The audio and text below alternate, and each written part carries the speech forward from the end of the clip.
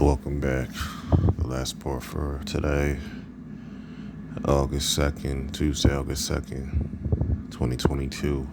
It's part 4. If you haven't checked out the first 3 parts, please do so. If you like what this channel does on a daily basis, consider subscribing, hit the notification bell so you know when the next video pops up. Share the word of God so those that seek it will find it with your help. Actually, through God's divination and His power, but with your help, it's possible. Just chip in. That's what I'm trying to say. As far as reading the Bible to you guys, I read from the from the Common English Version of the Bible. You can find that and other translations and other helpful tools in the YouVersion app that's in the App Store and Google Play, depending on the device you may be using. I'm going to restart Jeremiah 29. I was reading it in the last part when I got cut off. I was actually almost done, but for clarity's sake, I'll reread the whole thing again. So we're on Jeremiah 29. The prophet Jeremiah sent a letter from Jerusalem to the few surviving elders among the exiles, to the priests and the prophets, and to all the people Nebuchadnezzar had taken to Babylon from Jerusalem. The letter was sent after King Jehoiakim, the queen mother, the court officials, the government leaders of Judah and Jerusalem, and the craftsmen and smiths had left Jerusalem. It was delivered to Babylon by Elasah. And pardon me if I mispronounce any names. Shaphan's son and Hilkiah's son, 2 men dispatched to Babylon's King Nebuchadnezzar by King Zedekiah. The Lord of heavenly forces, the God of Israel, proclaimed to all the exiles, I've carried off from Jerusalem to Babylon. Build houses and settle down.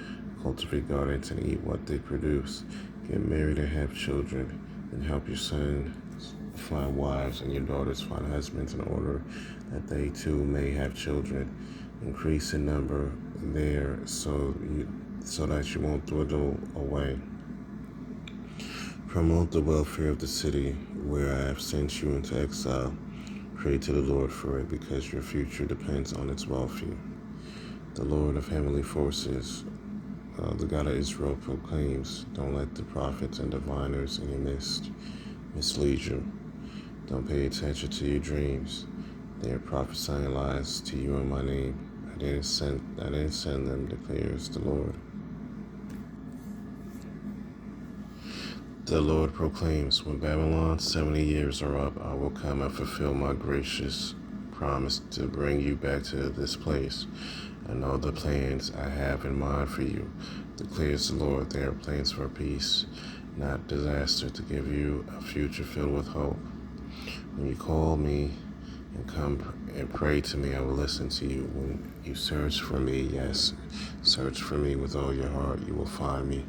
I will be present for you, declares the Lord. And I will end your captivity. I will gather you from all the nations and places where I have scattered you, and I will bring you home after your long exile, declares the Lord. Yet you say, the Lord has raised up prophets for us in Babylon.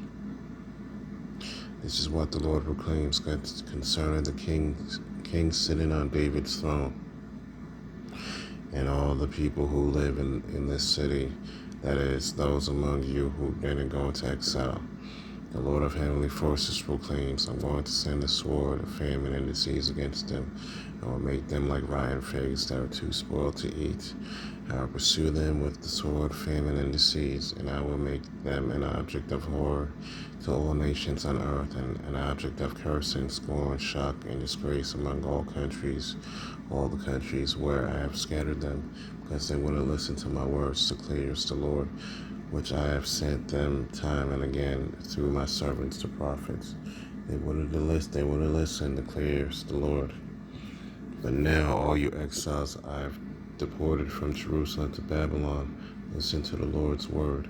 This is what the Lord of heavenly forces, the God of Israel, proclaims concerning Ahab, Goliath's son, Zechariah, Messiah's son, who will prophesy lies to you in my name. I will hand them over to Babylon's king Nebuchadnezzar, and he will slay them before your eyes. Because of them, all the Judean exiles in Babylon will use this curse.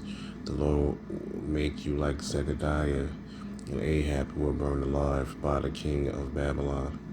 They committed a horrible scandal in Israel, adultery with their neighbors' wives, and deceit spoken in my name, with which I had nothing to do.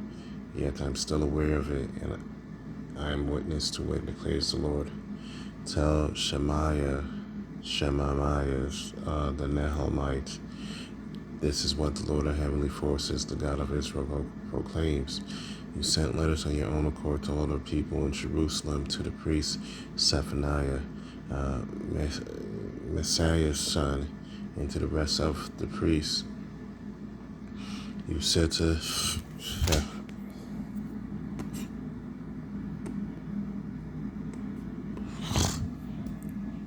Zephaniah, the Lord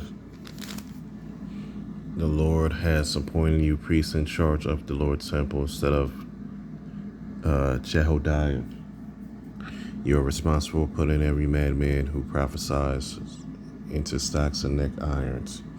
So why haven't you threatened Jeremiah of Anath, who pretends to be a prophet among you?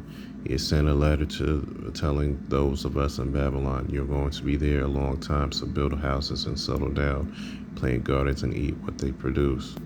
The priest Zephaniah read this letter to the prophet Jeremiah.